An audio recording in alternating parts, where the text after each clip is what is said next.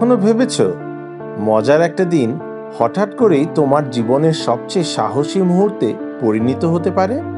আইজু আর তার বন্ধুরা তো শুধু সুন্দরবনে ফ্যামিলি ট্রিপে যাচ্ছিল, কিন্তু তারা জানতো না ছোট ছোট সাহসী মনগুলো কিভাবে এক বিশাল পরিবর্তন আনতে পারবে। চলো ওদের এই রোমাঞ্চকর হৃদয় ছোঁয়া বন্ধুত্ব আর সাহসের যাত্রায় যোগ দেই।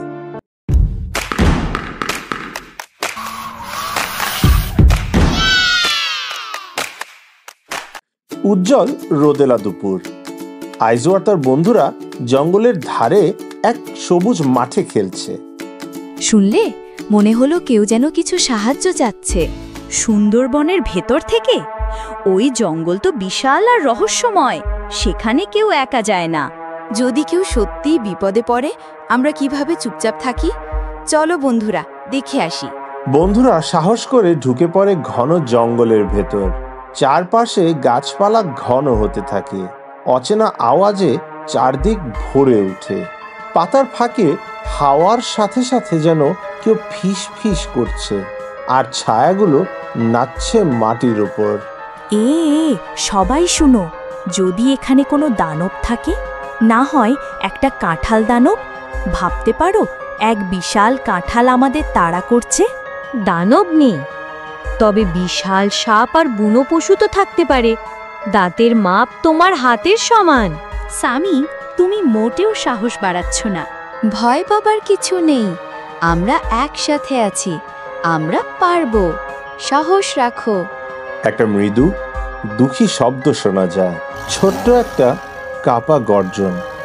শুনলে, ওই ডালপালার পিছনে কিছু আছে। ওরা পাতা সরিয়ে দেখে একটা ছোট্ট বাঘের ছানা ভারী ডালের নিচে আটকে কাঁপছে। তার বড় বড় চোখে ভয় আর কষ্টের ছাপ। বাঘ? সত্যি বাঘ? আমাদের এক্ষুনি পালানো উচিত। ওর মা যদি আসে? ও তো বাচ্চা, দেখো কেমন অসহায়। বাঘ তো বাঘই। যদি আমরা বাঁচাতে যাই আর তার মা এসে আমাদের খেয়ে ফেলে? আমি জানি ভয় পাচ্ছ, আমিও পাচ্ছি, কিন্তু দেখো ওকে, আমাদের চেয়েও আরো বেশি ভয় পাচ্ছে। ওকে এইভাবে রেখে যাওয়া ঠিক হবে না। এই ডালগুলো তো বিশাল, আমাদের হাতে কি এত শক্তি আছে? আর যদি বাঁচানোর পর ও আমাদেরই খেয়ে ফেলে? আমরা ছোট হতে পারি, কিন্তু সাহসী। চেষ্টা না করলে কিছুই হবে না। এই যে লতাটা দেখছো, এটা দিয়ে ডালটা টেনে সরানো যায়। অসাধারণ আইডিয়া সামি, চলো একসাথে টানি। ওরা লতাটা ডালের চারপাশে জড়িয়ে ধরে। 1, 2, 3, টানো। ওরে বাবা, নড়ছে, সত্যি নড়ছে। ডাল একটু সরলেও ছানার পা এখনো আটকে। বাঘ ছানার কণ্ঠে করুণ ডাক শোনা যায়। এখন কি করব? ও তো এখনো আটকে আছে। যদি আমি ওকে গুদগুদি করি, হয়তো নিজে থেকেই বেরিয়ে আসবে। আমি তো গুদগুদির মাস্টার। গুদগুদি দিয়ে বাঘ বের হয় হতো? হ্যাঁ, যদি আমরা মাটি খুঁড়ে পায়ের নিচ থেকে সরিয়ে দিই, তাহলে ও নিজে বেরিয়ে আসতে পারবে।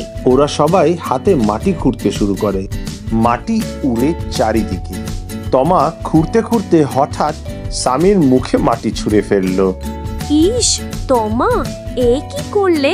উফ, সরি, আমি আসলে জারাকে টার্গেট করেছিলাম। তোমা, এখন দুষ্টুমি না, এটা সিরিয়াস সময়। শেষ পর্যন্ত ছানার পা মুক্ত হয়। ও কাঁপতে কাঁপতে উঠে দাঁড়ায় আর ওদের দিকে চেয়ে থাকে। বন্ধুরা হতভম্ব হয়ে দাঁড়িয়ে থাকে, নড়াচড়ার সাহস পায় না। ও মা, এখন তো ও আমাদের দিকে তাকিয়ে আছে, মনে হচ্ছে এবার আমাদের খাবে। সব দোষ তোমার আইজু, বলেছিলাম না বাঘকে সাহায্য করাটা ভুল। ছানাটা মাথা কাত করে, তারপর হঠাৎ লাফ দিয়ে আইজুর উপরে পড়ে। ওরে বাবা, এবার শুরু হলো। আইজুকে আগে খাবে, পালাও সবাই। কিন্তু ছানাটা কামড়ানোর বদলে আইজুকে আদর করতে থাকে। তোমা, দেখো, ও খাচ্ছে না, ও তো ধন্যবাদ দিচ্ছে। সবাই হেসে ফেলে। বাঘ ছানাটা দুষ্টুমিতে লেজ নাড়াতে থাকে, ওদের সাথে খেলতে শুরু করে। ঠিক আছে, বুঝলাম, বাঘের আদর কামড়ের থেকে অনেক ভালো। হঠাৎ গর্জনের শব্দে চারপাশ কেঁপে ওঠে। ঝোপের ফাঁক দিয়ে বেরিয়ে আসে বিশাল এক বাঘ। বন্ধুরা ভয়ে থেমে যায়। এইটা কি ওর মা? আজ আমাদের শেষ দিন, ও আমাদের খেতে এসেছে। বাঘটা সোজা এগিয়ে আসে, চোখে চোখ রেখে আইজুর দিকে তাকায়। ছানাটা ছোট্ট গর্জন করে দৌড়ে যায় মায়ের কাছে। বাঘটা ছানাকে শুকে দেখে, তারপর আইজুর দিকে তাকিয়ে মাথা নেড়ে ধন্যবাদ জানায়। চোখে কোমলতা, নরম গর্জন দিয়ে মা বাঘ ছানাকে নিয়ে জঙ্গলের ভেতরে চলে যায়। নিজের উপর বিশ্বাস রাখা আর বিপদে পড়া কাউকে সাহায্য করা।